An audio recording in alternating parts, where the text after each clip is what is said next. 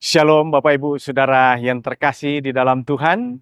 Masih dengan tema pertentangan besar dengan judul hari ini Serigala-serigala ganas. Ya, pelajaran apa sajakah yang menjadi penekanan pada hari ini? Yang pertama, nasihat menghadapi penganiayaan. Dalam Kisah Para Rasul pasal 20 ayat 27 sampai 32, Paulus memberikan peringatan khusus kepada para pemimpin jemaat di Efesus dengan menunjukkan dua keprihatinannya. Yang pertama, ketika ia berkata, serigala-serigala yang ganas akan masuk ke tengah-tengah kamu dan tidak akan menyayangkan kawanan itu di ayat 29.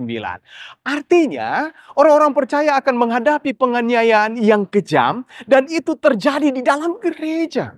Kedua, nasihat menghadapi kompromi. Paulus mengungkapkan keprihatinan kedua ketika ia berkata, dari antara kamu sendiri akan muncul beberapa orang yang dengan ajaran palsu mereka berusaha menarik murid-murid dari jalan yang benar dan supaya mengikuti mereka. Di ayat 30. Setan bekerja keras memasukkan ajaran-ajaran sesat akan masuk ke dalam gereja. Doktrin-doktrin palsu akan menggantikan kebenaran-kebenaran ilahi dan benar.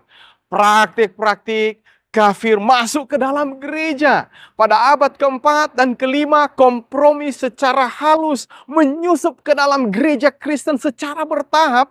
Dan memang banyak orang dimenangkan masuk ke dalam gereja. Namun, sangat disayangkan penyimpangan dari kebenaran firman Tuhan dengan sengaja dibiarkan.